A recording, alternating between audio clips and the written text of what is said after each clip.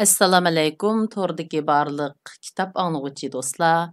Biz Payg'ambar sallallohu alayhi va sallamning tarjimaholi yozilgan Shirin buloq degan kitobni o'qishni davomlashtiryapmiz.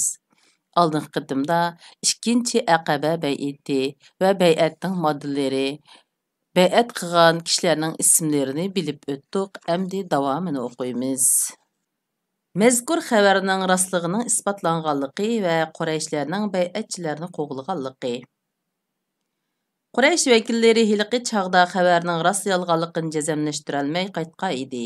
Lekin ular Makkaga qaytib kirgandan keyin davomli surishtirib, tekshirib, tadqiq qilib, oxir xabarning rostligini, bay'atning haqiqatan bulunib bo'lganligini isbotladi.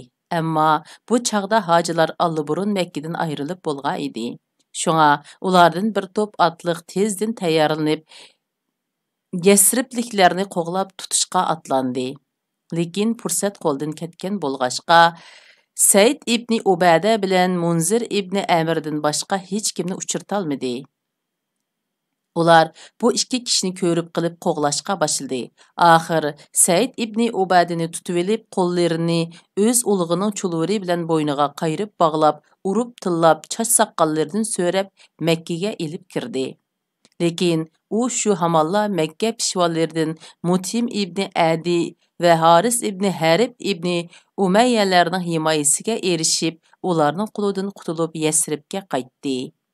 Chunki Said buningdan ilgari ularning karvonlarining Madinadan bexatar o'tishiga ko'p qitim kapolatli qilgan edi. Ansarlar yo'l ustida Saidning tutib ketilganligini uqib, Makkaga qaytib Saidni qutqizib chiqishni o'ylashayotganda, Said Iroqdan paydo bo'lib keldi. Shuning bilan hammaylar sog'-salomat Madinaga yetib berib oldi. Mana bu bay'at tarixda cho'ng Aqaba bay'ati deb atalgan 2-chi Aqaba bay'atidir.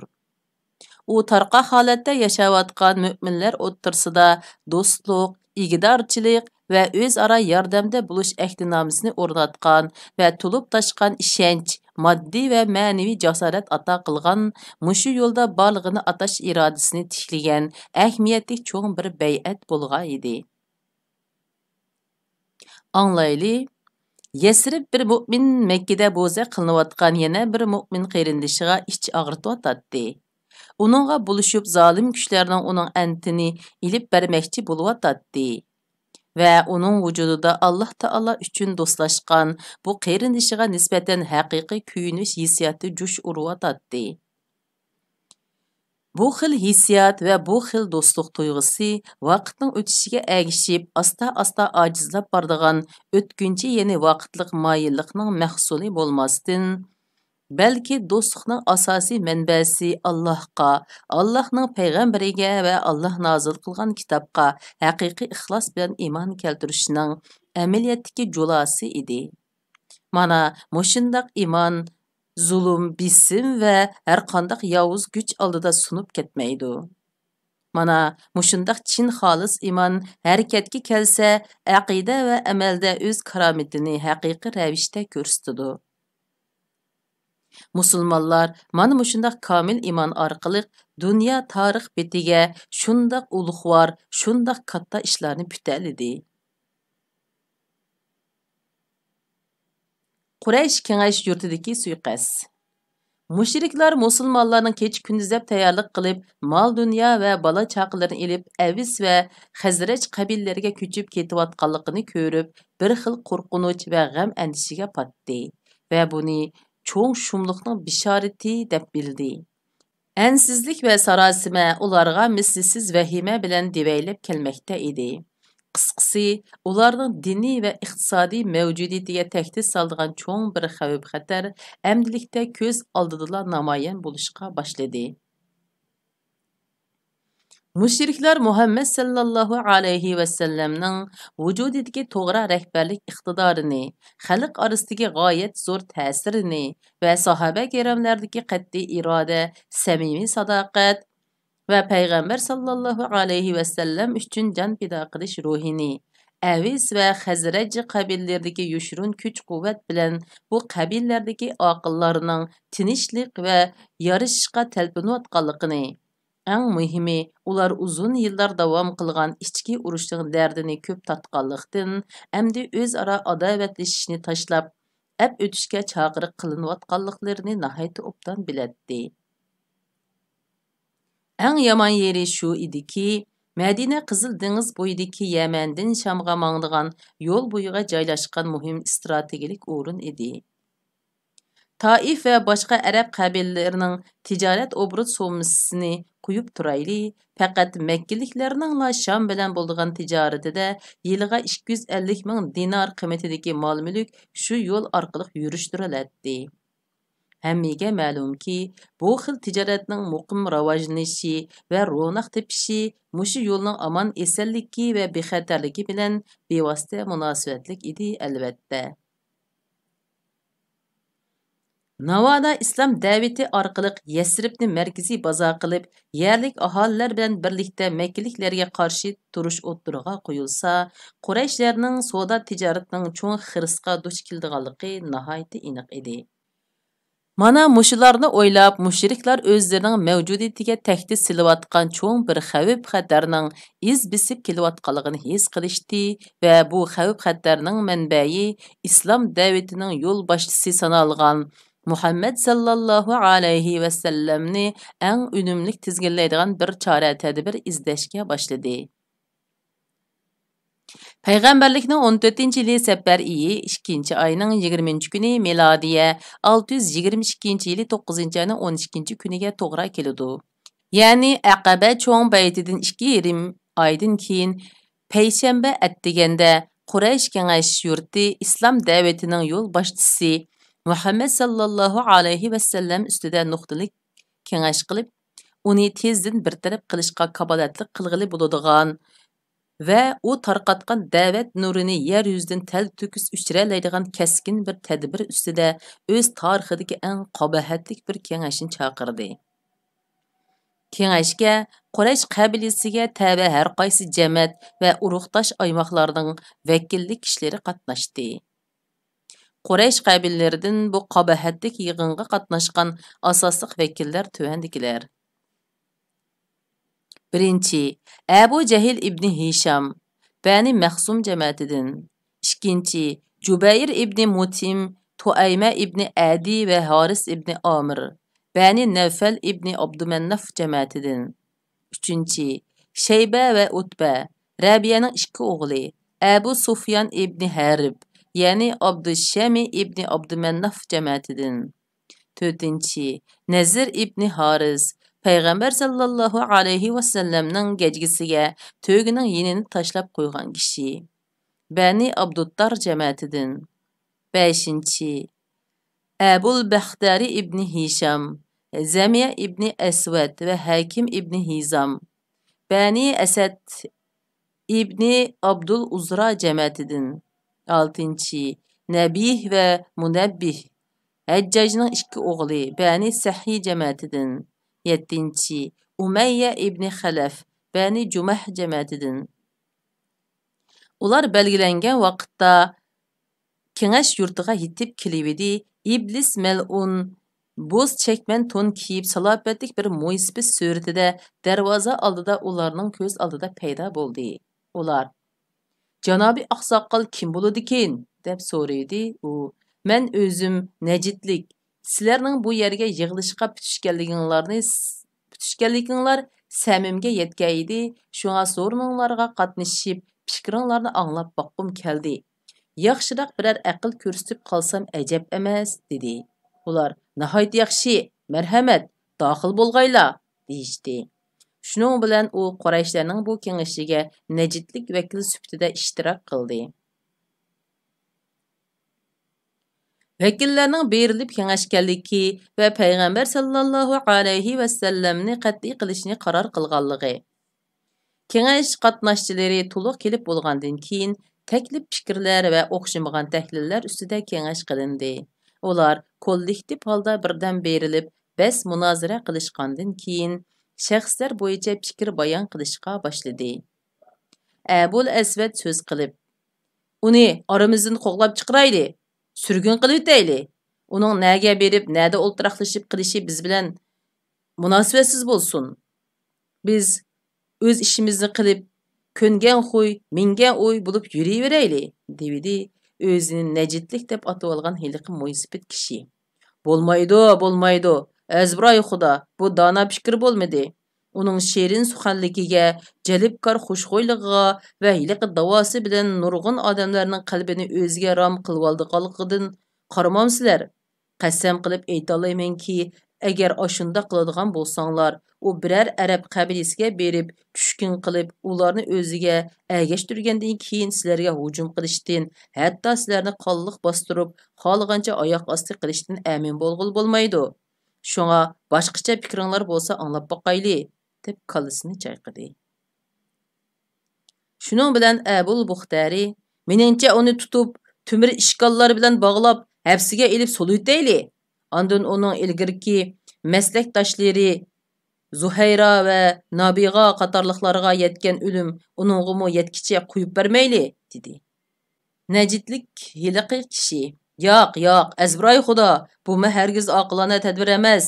Men qasam qilib beralaymanki, navoda sizlar uni degininglardek hapsiga elib tutqun qilsanglar, har qancha yoshirin sir tutgan taqdirdimi, buni uning odamlari cho'qim uqib qoladi-da, ular ushtumtut qul silib, uni qutuldirib chiqib ketadi. Ondan to'planib kelib sizlarni oxir mag'lub qilmay qo'ymaydi. Bu obdan fikr bo'lmadi. Shunga boshqacharoq o'ylab ko'ringlar, dedi. Kengash a'zolari mazkur ikki taklif lohiyani rad qilib o'tgandan keyin hammalarning birdek qo'lishiga erishgan intayin qabohatlik bir taklif o'ttiriga qo'yildi. Bu vahshiyona taklifni Makka mushriklarining katibishi, bosh suiqasdchi Tog'ut Abu Jahil ibn Hisham o'ttiriga qo'ygan edi. U mundaq dedi: "Azbroy xudo, bu haqda mening mundaq bir taklifim bor. Hozircha hech kishining uyiga kelmadi." Vakillar, "Qandaq taklif bu, Abu Jahil?" deyishga edi. Abu Jahil: "Har bir qabila o'z tavallikidagi nupuzliq oilalardan qovul, jasoratlik va chabdas yigitdan birdan yigitni chiqarib bersa, ularning hammasiga raso o'tkir qilishdan birdan qilishni tutquzsaq, ondan ular Muhammad sallallohu alayhi va sallam Muhammadning uyiga bostirib kirib, tangla qilich urib o'ltiribsa, shu an uningdan xotirjam bo'lamiz. Chunki mushunda qilganda uning qisosqini hamma qabilalarga chechilib ketadi-da, natijada Abdumannaf jamoati Quraysh qabillarning hammasi bilan urush qilishga madori yetmay, xun haqqi to'lamga rozi bo'lmoqdan boshqa amal topolmaydi. Biz ularga to'lam to'lab beramiz. Ish o'ngishlidu xolos, dedi. O'zin Najidlik deb olgan hiliq oqsoqol boshqacha ruhlanib. Mana, ma'u kishining gapi o'rinliq bo'ldi. Buningdek dona tadbir bo'lmaydi. Bu haqiqatan oqilona plankan, deb bu qabahatlik planni maqtabla ketdi. Va Makka kengashi bu qabahatlik planni to'liq ovoz bilan ma'qulladi. Har qaysi qabila vakillari uylariga qaytib bu qarorni tezdan ijro qilishga tutindi.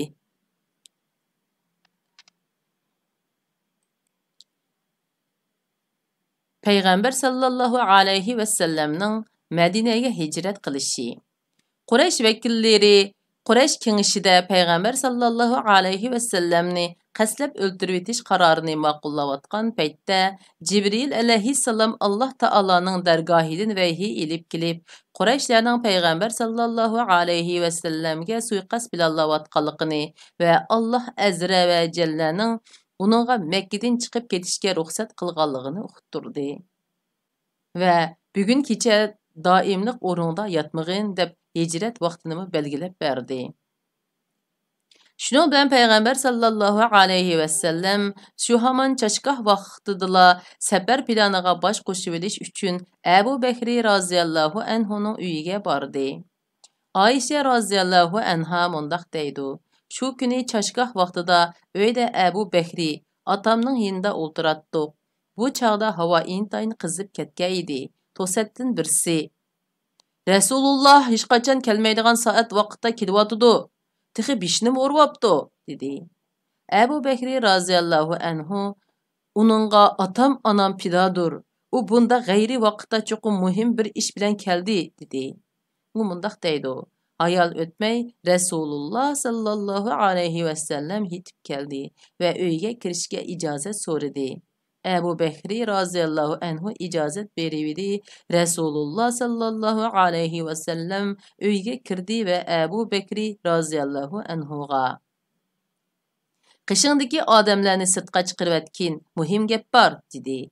Ebu Bekri razıyallahu anhu, ey Resulullah, sana atam, anam pidadur. Bular öz əhlilərin, degəydi. Resulullah sallallahu aleyhi ve sellem, "Mana bugün çuqum chiqib ket. Vəhisi qilindi", dedi. Ebu Bekri razıyallahu anhu, "Mana həmrah bolğun deməkçimsən, ey Resulullah, sen üçün atam, anam pidadur", degəydi. Resulullah sallallahu aleyhi ve sellem, "Hə, şundaq", dedi. Ve işgelen hicret planını bütüşüp bolğandan keyin Resulullah sallallahu aleyhi ve sellem qarаңғы düşüşünü kütüp öyge qaytdı. Peygamber sallallahu aleyhi ve sellem'nin qorusu Qorşavda. Qureysh müşriklerinin kattı başları kengəşdən qaytqandan keyin bütün bir gün Mekke Kengaş əzaları bugün etdigen maqulğan vəhşiyana planını muvaffaqiyetlik orunlaş üçün tayyorlik görüş bilen avara bulup ötdi. Bu vəzifəni ada qilishqa iliq yavuz kattı başlardan 11 kişi tanlap çıqıldı. Ular tüvəndikiler. Birinci, Ebu Cehil ibn Hişam. İkinci, Hakem ibn Ebil As. Üçüncü, Uqba ibn Abi Muayt.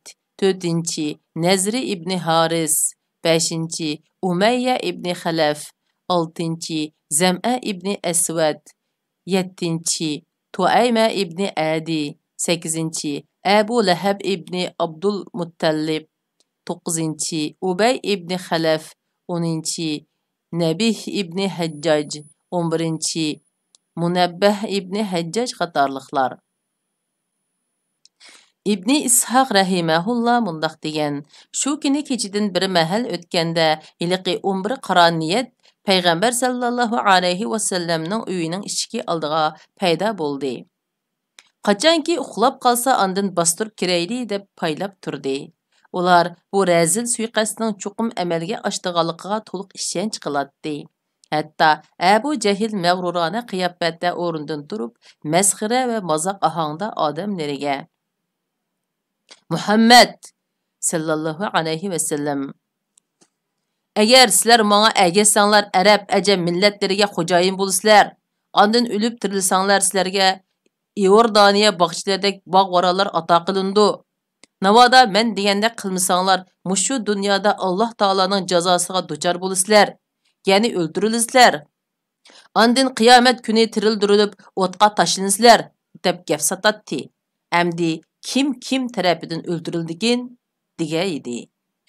Mezkur suiqastka qol silish vaqti keçinin keyinki yerimiga orunlashtirilgan bolğaşqa, ular tün nisbini kütüp keçini bidar ötküzdi. Lekin Allah öz işiga haman g'olibdir. Osmon ziminning huquqi uning ilkididir. U xolig'ini qiladi.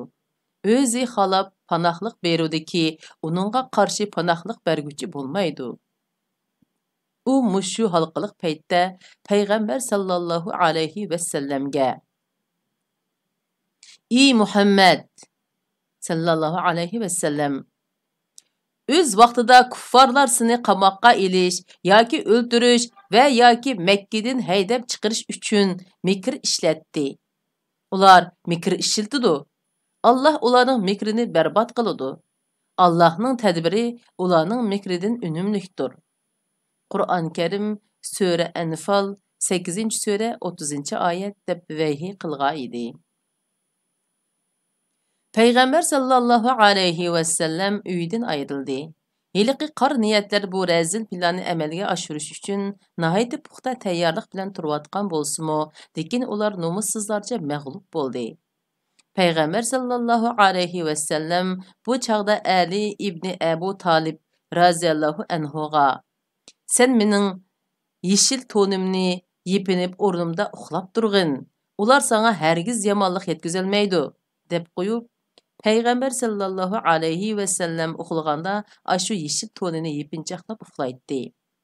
qo'liga bir siqim to'pa edib, ularning ust-boshlariga chechib o'tib, saplarni aralab o'tib chiqib ketdi. U Alloh taoloning ularning oldiga bir to'siq, keyniga bir to'siq qildik. Ularning ko'zlarini pardaladik. Shuning uchun ular imonning yo'llari to'silib ketganlikdan hech narsani ko'rolmaydi, degan oyatini to'xtamay tilovat qilib ma'atdi. Haqiqatan Alloh taolo mushriklarning ko'zlarini banit qilib etgan edi. Ular payg'ambar sallallohu alayhi vasallamni ko'rolmadi. Halbuki uning chachqan to'pa changlari ularning usti boshlarini to'liq purkib olgan edi. Payg'ambar sallallohu alayhi vasallam ularning saplaridan sug'urilib o'tganicha Udul Abu Bakr raziyallohu anhuning uyiga bordi. Andin u yerdan ikkilan birlikda qo'roning orqa eshigi bilan chiqib ketdi. Ular kechalab yo'l yurib, oxiri Yaman, Makkaning janubiy tarafidagi Sur o'nkiriga berib o'rinlashdi. Payg'ambar sallallohu alayhi vasallamning uyini muhosiraga olg'uvchilar belgilangan vaqtni kutib davomli bedor turdi. Ammo tun nisbining sal oldiroq ularning mag'lub bo'lganligi va ziyon tortganligi oshkorlandi. Asli ish mundaq bo'lgan edi. Ularning yenidan bu ish bilan aloqasi bo'lmagan bir kishi o'tib ketib etib, ularning payg'ambar sallallohu alayhi vasallamning uyining atrofini poylab yurganligini ko'rdi va "Nimaga intizor bo'lib yuraysizlar?" deb so'radi. Ular "Muhammadga sallallohu alayhi vasallam" deyishga edi. Heliqi kishi "Undaq bo'lsa, sizlar ziyon tortibsizlar va quruq avor bo'psizlar. Azbiroy Xudo, u hozir mushu yerdan o'tib ketdi. U texi usti boshlaringlarni to'pichanglar bilan ko'mib etibdi. U hozir o'z yo'liga ravon bo'lib bo'ldi", dedi. Ular "Azbiroy Xudo, biz uni ko'rmabdik-ku", deyishib o'rinlaridan turg'aydi. To'pichanglar ularning usti boshlaridan purqirab tushdi. Lekin ular eshikning yo'chug'idan qarab, bir kishining yeshil to'nni yepinib yotganligini ko'rdi va "Alloh bilan qasam, u cho'qim Muhammad sallallohu alayhi vasallam. U hozir uxlayotidi. Ustidagi uning odatda yepinib yotadigan to'ni", deyishdi va shundoq datalashlar bilan tong yo'rib ketdi. Bu chaqda iliq odam o'rnidan turib edi. Uning Ali ibn Abu Talib raziyallohu anhu ekanligi oshkora bo'ldi. Shuning bilan ular qo'llarini tishishib Alidan payg'ambar sallallohu alayhi vasallamni so'rag'aydi. U "Uxmayman, menga deb bermagan", dedi. Shunda qilib bu qitimliq kitob o'qishimiz mush yergacha bo'ldi. Kela qitim ko'rishayli. Xayr xo'sh, Allohga omonat. Assalomu alaykum, to'rdagi barliq kitob anglag'uvchi do'stlar. Biz payg'ambar sallallohu alayhi vasallamning tarjimaholi yozilgan Sherin buloq degan kitobni o'qishni davomlashtiryapmiz. Oldingi qismda payg'ambarimizning Madinaga hijrat qilib mangmoqchi bo'lganlik xabarini mushriklarning anglagandan keyin qilgan dushmanliklarini va payg'ambarimizning uningga taqobil turish uchun elib borgan chora tadbirlarini o'qib o'tgan edik. Endi davomini o'qiymiz. Öyden önkürüge. Payg'ambarlikning 14-yili Safar 2-oyning 27-kuni, milodiya 622-yil 9-oyning 12 yoki 13-kuni. Kechida Rasululloh sallallohu alayhi vasallam uydan ayrilib o'zining sablishi, o'z suhbatida va mol-mulkida eng ishonchli odami Abu Bakr roziyallohu anhuning uyiga keldi. Andin ikkilan birlikda tong etishdan sal-pal ilgariroq Makkadan ayrilib ketish maqsadida oldirab Abu Bakr roziyallohu anhuning qo'rosining orqa eshigidan chiqib ketishdi. Payg'ambar sallallohu alayhi vasallam Quraysh doiralarining qattiq iz qo'g'laydiganligini va payloqchilarning nazari oldi bilan Makkaning shimoliga mangdigan Madina yo'liga tushadiganligini biladigan bo'lg'achqa, asli nishoning tamoman aksi tarafiga yo'l oldi. U bo'lsa-mu Makkaning janubiga so'zilgan Makka-Yaman cho'ng yo'li edi. Payg'ambar sallallohu alayhi vasallam bu yo'l bilan 5 kilometrdek janubga qarab mengib, Sur teg'i deb atiladigan bir tog'ga yetib bordi. U o'zi egiz, yo'llari agri to'qay, tik qiyo tog' bo'lib, atrofi butunlay qo'ram toshlar bilan o'ranganlikdan qadam ilish to'liq qiyin edi. Şuna Peygamber sallallahu aleyhi ve sellem'nin iki putidan bir qancha yerini uçtuq taşlar tilivetdi. Eytilishicha Peygamber sallallahu aleyhi ve sellem izini yo'qotish uchun putining uchida dassab mengib, uning putining uchi yerilib ketgan ekan. Qandaqlı bolmasun Abu Bakr raziyallohu anhu Peygamber sallallahu aleyhi ve sellemni hapaşlap yudib, küçünün baricha yugurib, tağ çoqqisidagi önkürge ekirib oldi. Bu önkür tarixda G'ari Sur, ya'ni Sur teg'i önküri deb ataldi. İkki sabdash g'arda. İkkilen g'arga yetib beribdi. Abu Bakr raziyallohu anhu: "Ey Rasulullah, sen kirmay turg'in. Avval men kirib chiqay. Agar ziyondash hasharotlar bo'lsa, sendin ko'ra menga tekkin yaxshi" dedi. Andin g'arga kirib ma'lum yerni serib supurdi. Uning bir bulung'idagi tushukka ko'ngligini yirtib tiqdi. Yana bir chetdagi ikki tushukka ikki putini tiqib uni atdi. Andin Peygamber sallallahu aleyhi ve sellemni kirishga taklif qildi. Peygamber sallallahu aleyhi ve sellem g'arga kirdi ve qattiq yerib charchab ketganlikdan beshini Abu Bakr raziyallohu anhuning quchog'iga qo'ydi-da, ko'zi uyquga ketdi. Bu chaqda Abu Bakr raziyallohu anhuning tushukka tiqib turgan putini yilon chaqib oldi. Lekin u Peygamber sallallahu aleyhi ve sellemning uyg'unib ketishidan ansirab, chidab midir-sidir qilmay turgan bo'lsa-mu, ammo uning ko'zlaridan og'riq azobi tufayli to'kilgan yosh tomchilari Peygamber sallallahu aleyhi ve sellemning mangziga temib ketib, uni uyg'otib etdi. Peygamber sallallahu aleyhi ve sellem onundan: "Nima bo'ldi, ey Abu Bakri?" deb so'radi. Abu Bakr raziyallohu anhu: "Yilon chiqib oldi, hech qisi yo'q. Sen uchun ota-onam fidodur" dedi. Shuning bilan Peygamber sallallahu aleyhi ve sellem o'rnidan turib uning putiga tükürüp qo'yibdi, uning putidagi og'riq pasaydi. Ular g'arda 3 kun, ya'ni juma, shanba, yakshanba yoshirinib turdi. Bu jarayonda Abdullah ibn Abu Bakri ularning qishig'a har kecha kelib ketib turdi. Ayşe raziyallohu anha mundaq degan: Abdullah zerak, chechan, tetik va puxta yigit edi. U Rasululloh sallallohu alayhi va sallam bilan Abu Bakr raziyallohu anhuning yenidan kechining oxirida qaytib kirib, attigini go'yo Makkada qo'ngan kishi sifatida sahar turib, Qurayshlarga aralashib yuratdi. Otasi bilan Rasululloh sallallohu alayhi va sallam haqida deyilgan gap so'z, suiqasd va planlarni ko'ngliga pukib qo'yib, qorong'u tushganda taqqa chiqib ularga yetkazatdi. Abu Bakr raziyallohu anhuning chakiri Amir ibn Fuhayra bir to'p qo'yni shu atrofda biqishga o'rinlashtirildi. U gugum tushganda qo'ylarni haydab opirib, seg'ib, ularga ussuzlik beratdi. Bu ularning tushlik va kashlik g'izosi edi. Ular shu bir o'tlam sut bilan uxlab qolatdi. Amir atisi atgan tong atmasda, bularning yendin laylalay aytqincha qo'ylarni tuvanga haydaydi. U uda 3 kun shunda qildi. Amir ibn Fuhayrining qo'ylarni kechida haydab mingishi Rasululloh sallallohu alayhi va sallam bilan Abu Bakr roziyallohu anhuning yenidan Makkaga qarab mangan Abdullah ibn Abu Bakrning izini yo'qotish uchun edi. Ammo Qurayshlar hiliqi qabahatlik planini ijro qildigan attigini, uning qechib ketganligini uqqandan keyin qattiq asabiylashib ketdi.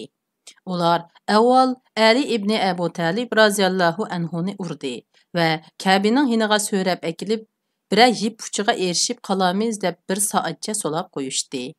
Oxiri Ali raziyallohu anhudan hech qanday javobga erishalmagandan keyin hammasi to'plashib Abu Bakr raziyallohu anhuning uyiga bordi. Uning ishigini qiqividi, ularning oldiga Abu Bakr raziyallohu anhuning qizi Asma raziyallohu anhu chiqdi. Ular Asmadan qo'pollik bilan: "Otang nerede?" deb so'radi. Asma: "Alloh bilan qasamki, men otamning nerligini bilmayman" dedi. Bu chaqda Abu Jahil qo'lini shiltib, Asmaning mangziga bir qachat urib, uning quloqidagi monchig'ini uchirib etdi. Arqadınla Qurayshlar jiddiy kengash qilib, mazkur 2 kishini qo'lga tushirish uchun tezdan harakatga kelib, mumkin bo'lgan barliq vositalarni qo'llanishni qaror qildi. Şunun bilan Makkaga kirib chiqadigan barliq yo'l egizlarini qurolliq tekshirib, qattiq nazorat ostiga oldi. Shundaqla bu ikkilarning qaysi birisining mayli o'lik, mayli tirikini Quraysh tarafga topshirib berganlarga 100 to'yga mukofot beradiganligini e'lon qildi. Bu chaqda pul uchun hammani qildigan bir бүлік otliq chavandozlar va piyoda iz qo'g'ilg'uchilar ularni izlashga boshladi. Ular tog'ni egiz, o'ymanni cho'nqur, sahroni yiroq, shaharni qiston demay, pit taragandek tarab ketishdi. Lekin hech bir yoqdan mana men topdim yoki ko'rdim degan sado anglanmaydi. Bir kuni chorlig'uchi qo'shin g'orning eg'iziga yetib bordi. Lekin Alloh taolo o'z ishiga hamon g'olibdirki, u ularga payg'ambar sallallohu alayhi vasallamni ko'rsatmadi. İmam Buxari rahimahullah Anas raziyallahu anhudan u Abu Bakr raziyallahu anhudan rivoyat qilgan hadisda mundaq deyilgan. Men Rasululloh sallallohu alayhi vasallam bilan g'orda turib Beshimni ozroq ko'tarib qarasam, bir muncha odamlarning put-pochoqlarini ko'rdim. Shuning bilan Rasululloh sallallohu alayhi vasallamga: "Ey Rasululloh, agar ularning birisi o'zining beshini shunday tuvan qilsa, bizni cho'qim ko'rib qoladi" dedim. Rasululloh sallallohu alayhi vasallam menga: "Jim turg'in, ey Abu Bakri, biz ikki, Alloh uchinchimizdir" dedi. Yana bir iborada: "Ey Abu Bakri, Allah üçüncüsü bo'lgan ikkalandimi ansiramsan dedi deyilgan. Bu yerda haqiqatan katta bir mo'jiza yuz berdi. Alloh taolo bu mo'jiza bilan o'z payg'ambarini azizladi. Chorlig'uchlar bilan payg'ambar sallallohu alayhi vasallamning oraliqida faqat bir qancha qadam yer qolganda ular qaytib ketishdi. Bu rivoyatda Abu Bakr raziyallohu anhuning mundaq deyishi hargiz o'zidan ansirganligidan bo'lgan emas. Rivoyat qilinishicha, Abu Bakr raziyallohu anhu iz qo'g'ilg'uchilarning yaqin atrofga kelib qolganligini ko'rib, payg'ambar sallallohu alayhi vasallamdan qattiq ansirgan va: "Ey Rasululloh, men o'ltirilsam-ku hech gap yo'q. Chunki men degan faqat birla odam. Ammo sen o'ltirilsang butun ummat halok bo'ladi" degan. Bu chaqda payg'ambar sallallohu alayhi vasallam uningga: "G'am qilmag'in, Alloh biz bilan billa" degan.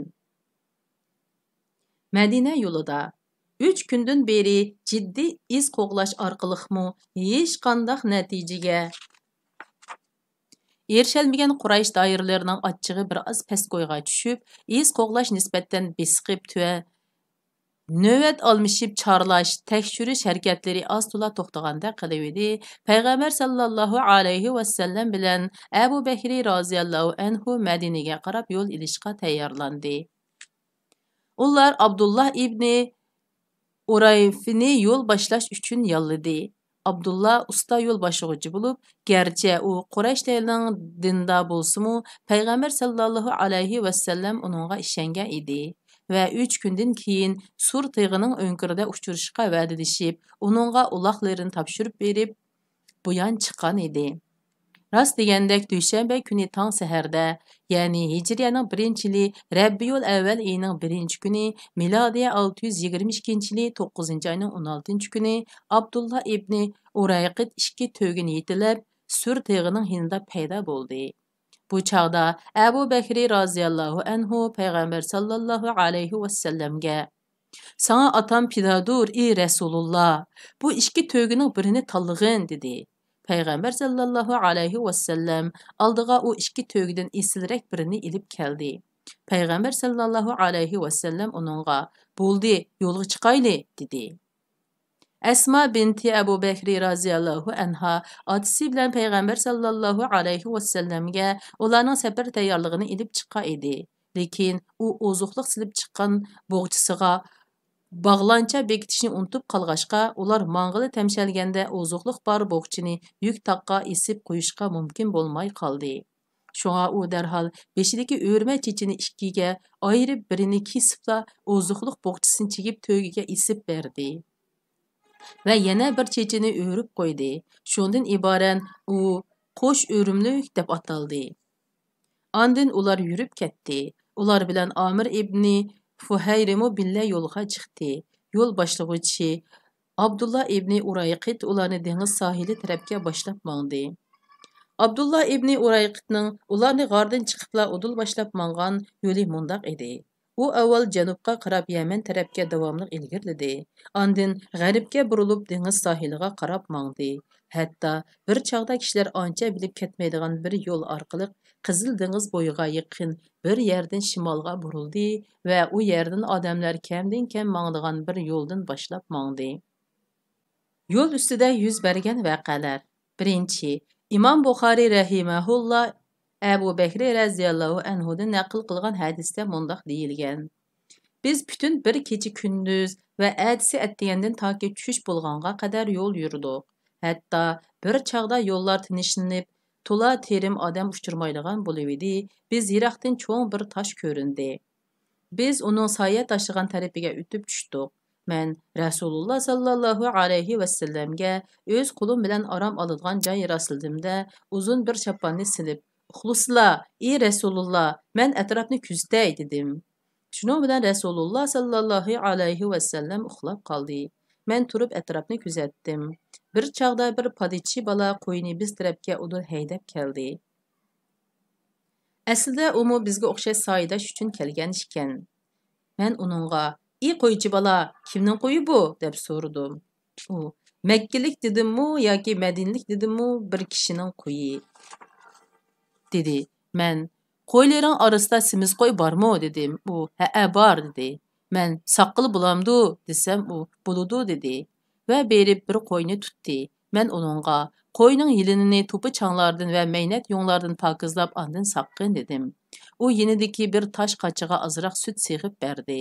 Menda Rasululloh sallallohu alayhi va sallamning tahorat ilishi va suv ichishi uchun elib olgan bir qacha bor edi. Sutni shu qachiga qo'yib elib keldim va Rasululloh sallallohu alayhi va sallamni tatliq uyg'usidan uyg'otishni xohlamadim. Lekin u mening kelishimga uyg'ondi. Shuning bilan sutga azroq suv qo'yib uningga sundim va "Sut ichsila ey Rasululloh" dedim. Rasululloh sallallohu alayhi va sallam sutni qo'limdan elib ichdi. Men uning ichishidan mamnun bo'ldim. Ondan u "Mangdigan vaqt bo'lmadimi?" deb so'radi. Men "Ha, mangdigan vaqt bo'ldi" dedim. Shuning bilan yana bu yerdan qo'zg'alib yo'limizga ravon bo'ldik. Ikkinchi, Abu Bakr raziyallohu anhuning odati. U yo'l bo'yi to'gisini payg'ambar sallallohu alayhi va sallamning to'gisining keyniga chetib mang'atdi. Abu Bakr raziyallohu anhu hamma odam taniydigan mashhur kishi edi. Payg'ambar sallallohu alayhi va sallam bo'lsa, texi yosh bo'lib, boshqa yurtning odamlari uni ancha tunib ketmaydi. Shunga yo'lda uchirgan ba'zi kishilar Abu Bakr raziyallohu anhuga "Oldingdagi bu kishi kim?" deb so'rab qolatdi. Abu Bakr raziyallohu anhu "U mening yo'lboshchim" deb javob beradi. Uqmaganlar uni safar yo'lini deb o'ylaydi. Ammo u hidoyat yo'lini maqsad qiladi. Uchinchi, yo'lda bularga Suraqa ibn Malik yetishib olg'ili tas qoldi. Suraqa mundaq degan: "Bir kuni men o'z qavmim, ya'ni modelish jamiyatining so'rinlaridan birida o'ltiratdim. Sirtdan bir odam kelib so'rinning beshida o'ra turdi va: "Ey Suraqa, men boya dengiz sohili yo'lda ketayotganlarni ko'rib qoldim. U chuqum Muhammad sallallohu alayhi va sallam va uning safardoshlarimikin deyman" dedi. Suraqa mundaq deydi: "Men shu hamonla ularning rost shular ishkanligini jazm qildim. Lekin men uningga: Ular sen deganlar emas, sen chuqum hozir mushu yo'ldan o'tib ketgan palon pustallarni ko'ribsan" deb qo'ydim. Ondan birdam o'zimni zo'rg'a besib o'ltirdim. Keyin so'rindan asta sug'urilib chiqib uyga kirdim va uydagi xizmatchi didikimga otni ilib chiqib, orqadagi qum dovisining keyinda tutib turishni buyurdim. Ondan qo'limga nayzamni ilib, uyning orqasidan nayzining uchidan tutib so'rigan peti yugurib chiqdimda otning yiniga keldim. Otni minibla iz qo'g'iltib qo'yib etdim. Ot uchqandek chapatdi. Hatto bir chaqda ularga yiqillab berib to'yiqsizda etim putlashib yiqildi. Men uning ustidan mullaq etib tushdim. Shuning bilan men o'rnimdan ta'sirrak turib, qo'limni yenimdagi o'qtonga uzatdim va uningdan bir tal pal o'qini chiqarib, men ularga yetishalaymanmi yo'q deb pal silib baqdim. Afsuski, pal o'qi men orzu qilgandek chiqmadi. Shuning bilan men pal o'qlariga parvo qilmay, yanala etimni minib chapturishga boshladim. Hatto men Rasululloh sallallohu alayhi va sallamning qiroatini, Rasululloh manga qarabmı qo'ymaydi. Abu Bakr pat-pat qaraydi. Qiraatini anglagudek darajada yaqin kelib tuyuqsiz etimning 2 puti tizg'icha yerga petib ketdi. Men ot ustidan yerga do'milab tushdim. O'rnimdan turib otni devitdim. Ot putini yerdan nihoyat tasir tortib ilib, gavdisini ruslividi. Uning oldidan go'yo qora tutundek vahimlik bir chang to'zon osmonga ko'tarildi. Shuning bilan men yenimdagi pal o'qlarini o'rib, yana sinab ko'rdim. Pal mening ko'nglimdagidek chiqmadi. Şuna mən ularga amallıq tiledim. Ular to'xtadi. Shuning bilan men itimga minib ularning yiniga bordim. Men meni alga ilgirlashdan to'sib qo'ygan bayatning alomatlarini ko'rib, uning bu ishi cho'qim g'alaba qildikan degan qarashga kelgan edim. Shuna men Rasululloh sallallohu alayhi va sallamga: "Ey Rasululloh, Qurayshlar seni tutish uchun nurg'un mukofotlarni e'lon qildi", dedim va uningga odamlarning qanchalik taqozolik bilan izlashib ketganligini xabar qildim. Ularga yenimdagi azroq ozuqliq va lozimatliklarni elib olishga tangladim. Ular buni qabul qilmadi. Ular faqat mendan "Biz bilan uchrashganliging yushirg'in" deb o'tindi. Men Rasululloh sallallohu alayhi va sallamdan menga amalli xatti yezib berishni so'radim. U Amir ibn Fuhayriga menga bir tal charma raxtga amalli xatti yozdirib berdi. Ondan uloqlarga minishib jiddiy yurib ketishdi. Abu Bakr raziyallohu anhudan naql qilingan bir hadisda mundaq deyilgan: "Biz yo'lga chiqaverdik. Halbuki mushriklar bizni qattiq izlayotdi. Shundaqdimi bizni Suraqa ibn Malikdan boshqa hech kim bayqay olmadi. U bizga ot bilan yetishib oldi. Bu chaqda men: "Ey Rasululloh, mana iz qo'g'lug'ishlar bizga yetishib oldi" degan edim. Rasululloh sallallohu alayhi va sallam: "Xotirjam bo'lg'in. Alloh biz bilan billa" dedi. Suraqa qaytib ketdi. U kishilarning to'xtamay izlayotganligini ko'rib, men sizlarga vakolatan xabarning rost yoki yolg'onligini aniqlab keldim. Bu atrofda hech gap yo'q deb kishilarni izlashdan yondirishga boshladi. U shu kunning atigini payg'ambar sallallohu alayhi va sallam va Abu Bakr raziyallohu anhuga qarshi kurash qilguvchilardan edi. Keshligi bu ikkilarni qo'g'daydigan posibonga aylandi. 4. Payg'ambar sallallohu alayhi va sallam shu peti yo'l yurib, bir chaqda Xuza'a qabilasidan Ummu Ma'ab ismli bir ayolning kabisining yenidan o'tdi. U shijoatlik, qaysar ayol bo'lib, shu sahrodagi kabisida tirikchilik qiladi. O'tgan kashkanlarga osh tomoq va usuzlik berib yo'lga soladi. Ular Ummu Ma'abdan: "Biz yegudek narsa bormikin?" deb so'ragaydi. U: "Azbroy xudo, agar yenimda ozroq bir narsa bo'lgan bo'lsa edi, hargiz sizlardan aymaydim. Qo'ylar bo'lsa urug' dedi." Shu yil haqiqatan qurg'oqchilik va qahatchilik bo'lgan yil edi. Bu chaqda payg'ambar sallallohu alayhi va sallam Kabining bir chetida beshini sangiltib turgan bir qo'yni ko'rdi-da: "Bu nima qo'y, ey Ummi Ma'abad?" deb so'radi. Ummi Ma'abad u uruqlab mag'durdan ketgashga hamrohlarini ayrilib qolgan qo'y dedi. Payg'ambar sallallohu alayhi va sallam: "Uningda sut bormidi?" degan edi. Ummu Ma'abad: "U bek ovora, sut chiqmasmikin?" dedi. Payg'ambar sallallohu alayhi va sallam: "Amisa uni mening seg'ishimga ruxsat qilamsan?" dedi. Ummu Ma'abad: "Albatta, ota-onamning haqqida tutdim. Agar uningda sut bor bo'lsa, 1000 martaba seg'ib olg'in" dedi. Shuning bilan payg'ambar sallallohu alayhi va sallam u qo'yning hilinini qo'li bilan silab, "Bismillahirrohmanirrohim. Nihoyat shafqat va mehribon Allohning ismi bilan boshlayman" deb duo qilibdi. Shu an hiliqi qo'yning yilinidan sut etilib chiqdi. U zotning quliga to'kilishga boshladi. Payg'ambar sallallohu alayhi va sallam bir qancha odamga yetgudak taom seg'digan bir aro qochini akilib, u qo'yni seg'ishga boshladi. Birdamla qochining yuzida qaymoqlar laylidi. Payg'ambar sallallohu alayhi va sallam sutni oldi bilan hiliqi ayolga sundi. U ayol ichib qondi. Ondan yindiki hamrohiga sundi. Umu ichib qinishdi. Eng oxirida o'zi ichdi. Yana seg'ib qochini liq-miliq to'shqizib etdi va u sutni hiliqi ayolning yinda qoldirib yo'lga ravon bo'ldi. Uzoq o'tmay u xotinning eri Abu Ma'abad uruqligidan qadam elishga majoli qolmagan bir qancha sog'liqni haydab paydo bo'ldi. U uydagi sutni ko'rib hayron qoldi va "Bu sutni nerdan paydo qilding? Uydagi qo'y uruq, avara tursa, uyda uningdan boshqa seg'im bo'lmasa?" deb so'radi. Ummu Ma'abad: Yo'q, Alloh bilan qasam qilamanki, boyatdan bizning chedirimizga muborak bir kishi tushib o'tdi. U mundaq so'zlarni dedi va palon ishlarni qildi, deb payg'ambar sallallohu alayhi vasallamni bir qur tunishtirib edi. Abu Ma'bad, azbroy xudo, Qurayshlar izlayotgan kishi shu bo'lib qolmasin yana. Ummu Ma'bad, uni menga tafsilroq tunishtirg'ina. Shuning bilan Ummu Ma'bad payg'ambar sallallohu alayhi vasallamni go'yo anglag'uvchini o'z ko'zi bilan ko'rgandek hissiyotga keltiradigan yuqori fasohatlik so'z mahorati. Uning so'zining asli tekstini kitobimizning oxirida tafsili beramiz. Söz mahorati bilan sifatlab berdi. Bu chaqda Abu Ma'bad, Allah bilan qasamki, Qurayshlar gapini qilib yurgan kishi cho'qim shu ekan. Men uningga ham suhbat bo'lay degan edim. Fursat bo'lsa cho'qim shunda qilaman dedi. Shunda qilib bu qitimliq kitob o'qishimiz mush yergacha bo'ldi. Kelar qitim ko'rishayli. Xayr xo'sh, Allohga omonat.